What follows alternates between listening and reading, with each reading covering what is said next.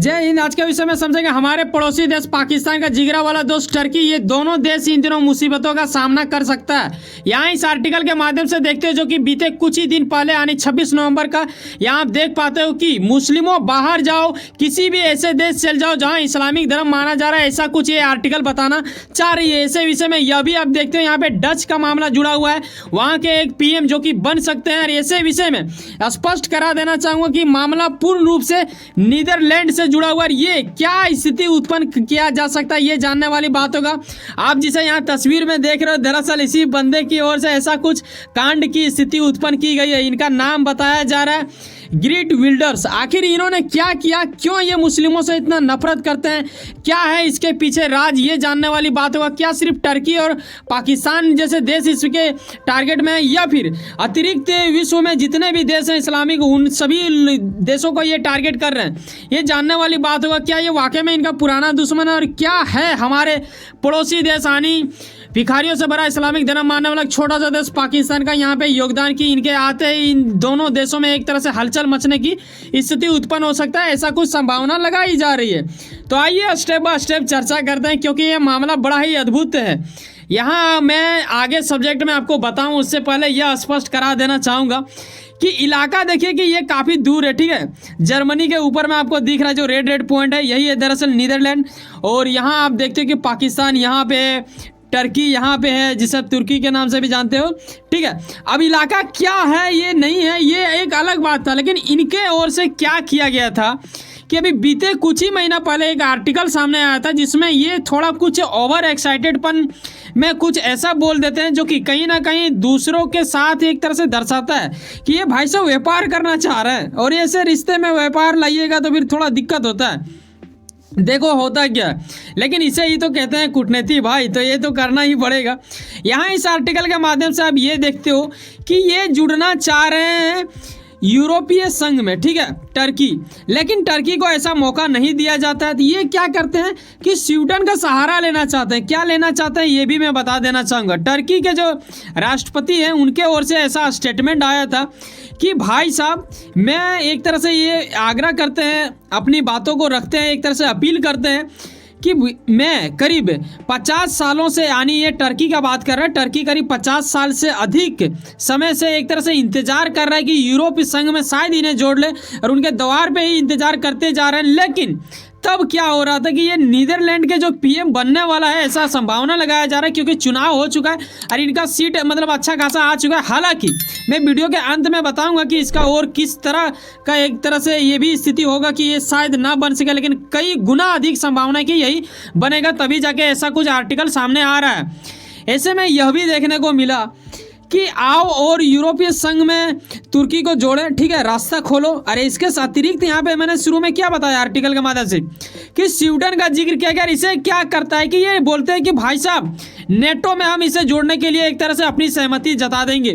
तो ये कहीं ना कहीं एक तरह से नहीं होता है कि एक तरफ से एक हाथ से लो दूसरे हाथ से दो, तो ये वाला स्थिति ये लाता है। कहीं ना कहीं यूरोप वाले लोग इनसे भड़कते हैं। क्यों भड़कते हैं, ये क्यों यूरोपीय संघ में जुड़ना चाहते हैं, ये आप मैप देखे होंगे तो आपको पता चला होगा कि कुछ ऐसा इलाका है इनके सीमा का जो कुछ हद तक लगता है कि यूरोप के अंतर्गत आ जाएगा, लेकिन यूरोप इस चीज़ को मानने के लिए तैयार नहीं होते। इन्हीं का एक वीडियो में इन्होंने बोला था जो कि बीते कुछ पहले का है। ऐसे में यही मुद्दे को काफ़ी ज़्यादा हलचल देके इन चीज़ों को उठाया गया है, जब इनकी संभावना बढ़ चुका है वहाँ के पीएम बनने में। ऐसे में हो क्या रहा है, यहाँ आप देखते हो कि ग्रीट विल्डर्स, ठीक है, इन्होंने तुर्की की जनता को यह स्पष्ट कराया था कि भाई साहब आपकी टर्की सरकार ना आपको बेवकूफ़ बना रहा है जी। ऐसे में अगर आपको ये लगता है कि टर्की को एक दिन कभी वक्त आएगा कि जब ईयू यानी यूरोपीय संघ में जोड़ लिया जाएगा, तो ये आप गलत फहमी में हो, ऐसे में ना रहें, क्योंकि तुम यूरोपियन हो ही नहीं, ऐसा कुछ ये बोल रहे हैं, ठीक है। यहाँ तक आपको समझ में आता है, जो कि काफ़ी चिंताजनक स्थिति खड़ा करता है इनके लिए, क्योंकि ये मैंने पीछे आपको दिखाया 50 साल से वेट कर रहे हैं, लेकिन आज तक इन्हें इस चीज़ को एक तरह से नहीं मिला, और आज भी ये प्रयास में है।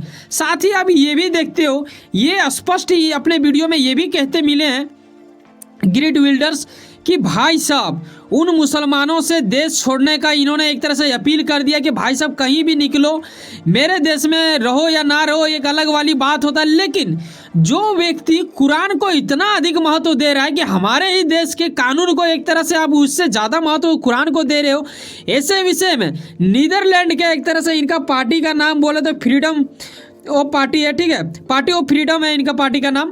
तो ये विषय कहीं ना कहीं हलचल मचाता है जब आप ऐसा कुछ करते हैं और कहीं ना कहीं एक धर्म को टारगेट करते हैं कि कुरान को जो मान रहा है। अगर आप अपनी राय देना चाहो तो अवश्य आप दें। अगर मैं आपसे एक सवाल करूं कि आपके लिए पहले कौन है, कानून या फिर आपका धर्म, तो यही वाला खेला इसमें भी चला है और इसी चीज़ का एक तरह से यह बताया कि भाई साहब वहाँ के जो मुस्लिम है वो अपने कुरान को महत्व ज़्यादा देता है, कानून को कम देता है, यही वजह से वो उनसे गुस्सा है, ठीक है। और ये काफ़ी ज़्यादा विवादित हो गया, कई जगह पे प्रोटेस्ट देखने को मिला है। थोड़ा मैं आपको प्रोटेस्ट की ओर भी ले जाऊंगा, लेकिन ये बंदा काफ़ी ज़्यादा इन दिनों क्या है कि संभावना हद से ज़्यादा बढ़ गया है कि यही अब वहाँ के ये बनेंगे, यानी पीएम बनेंगे।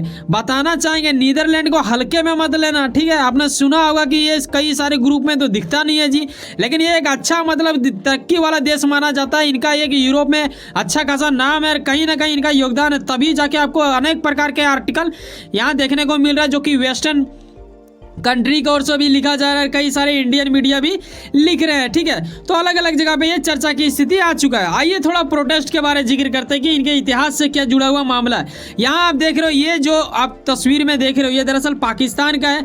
जब इनके ओर से कुछ ही भी बातों पर इनका एक्शन एक तरह से था जो कि पाकिस्तानी यानी मुसलमानों का एक तरह से रिएक्शन देखने को मिला था, लेकिन ये मुद्दा शांत यही नहीं हुआ। इस बंदे की ओर से एक इंडिया से भी जुड़ा हुआ मामला था। आपको पता होगा, अगर आप खुद को अपडेट रखते हैं तो आपको बीते कुछ ही महीना पहले आपने देखा होगा नुपुर शर्मा, ठीक है, ये काफ़ी विवाद में आ चुकी थी और ये मुद्दा मुस्लिमों से जुड़ चुका था। इसमें इनके ओर से एक तरह से स्टेटमेंट दे दी गई थी। ये एक गजब होगा कि डच के सांसद ग्रीट विल्डर्स की ओर से ये वाला मामला जुड़ा था, पैगंबर मोहम्मद से जुड़ा हुआ था, जो कि मुसलमानों के लिए काफ़ी ज़्यादा खास माना जाता है, ऐसा मुसलमानों का कहना है, ठीक है। अब ये कितना सच है कितना झूठ ये तो मैं नहीं कह सकता और ना ही मैं इसके ऊपर राय देना चाहूँगा, क्योंकि धर्म के मामले में जब भी आप राय दोगे तो कुछ ना कुछ विवाद की प्रतिक्रिया हो जाता है, ठीक है। और मैं देखो कुछ लिखता भी हूँ, तो ऐसे विषय में मैं बताना चाहूँगा अपनी लाइन।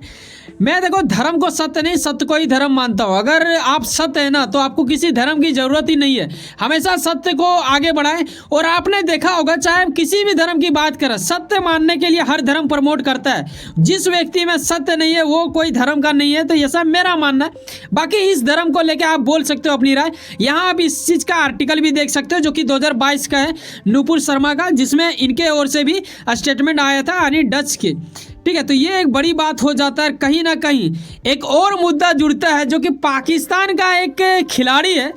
हालांकि मैंने उनका तस्वीर नहीं लगाई क्योंकि वो काफ़ी पुराना खिलाड़ी है, तो कई लोग उन्हें पहचानेंगे ही नहीं, लेकिन ये वाला विराट कोहली वाला जब लगाते हैं तो इंडिया वालों के हृदय में एक हलचल मच जाता है कि वाह पाकिस्तान, जिसे हम लोग मुंहतोड़ जवाब देते हैं। जी हाँ, तो वहाँ के एक खिलाड़ी की ओर से क्या किया जाता है कि उनके ऊपर यानी जिसके बारे में हम आज डिस्कस कर रहे हैं सब्जेक्ट को, यानी ग्रीट विल्डर्स के बारे में, उनके ऊपर इन्होंने पैसा रखवा दिया कि भाई साहब इन्हें जो मारेगा, क्योंकि इन्होंने पैगंबर के बारे में कुछ बोल दिया था, तो उस चीज़ को लेके ये काफ़ी प्रतिक्रिया में आ चुका था। हालांकि नीदरलैंड में इनका ऊपर कार्रवाई भी की गई है, जिसमें पाकिस्तान को भी एक तरह से झेलना पड़ा।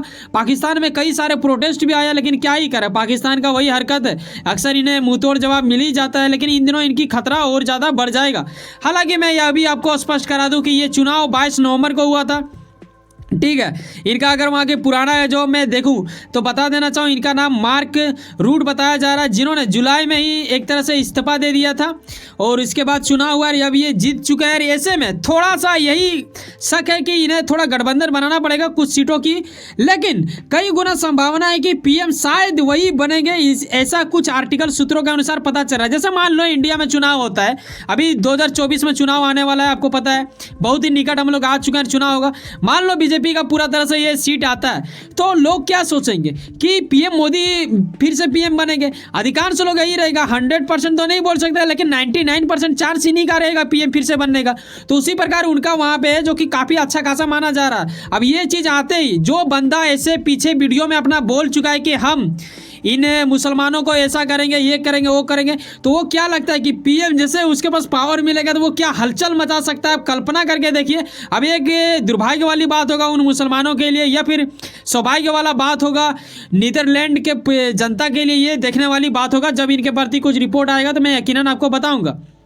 वैसे बताना चाहेंगे चैनल के बारे में, यहाँ आप किसी भी एग्जाम की तैयारी कर रहे हो, चाहे वो यूपीएससी हो या फिर आईएएस हो, हर वो चीज़ से जुड़ा हुआ मामला छोटे बड़े एग्जाम का, अगर आप जुड़ना चाहते हैं हमारे चैनल से तो यहाँ आपको यह भी मिलेगा कि वर्ल्ड अफेयर से जो मामले जुड़े हुए रहते हैं, जो अपडेटेड न्यूज़ चल रहते हैं, उसे बड़े ही सरल शब्दों से विश्लेषण करके आप तक पेश किया जाता है, यानी एक करेंट अफेयर्स के रूप में, ताकि आप बड़े ही सरल शब्दों से उन्हें सीखें और अपने एग्जाम को लेकर बाकी अपनी निजी जानकारी के लिए भी खुद को उस योग्य बना सके। तो ये एक अच्छी बात हो जाता है। ओनली 29 रुपीज़ पर मंथ के जरिए आपको मिल सकता है। अगर आप चाहो तो ले सकते हो हमारे चैनल का सदस्यता।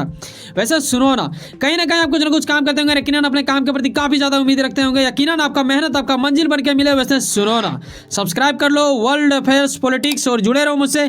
चलो मिलते हैं किसी नेक्स्ट वीडियो में। जाने से पहले एक बात ख्याल रखना, एक सब्सक्राइब जो बिल्कुल फ्री होता है, लगता है कि गुणवत्ता है मुझ में तो यकीनन सब्सक्राइब करके जाना। बाय, जय हिंद, जय भारत।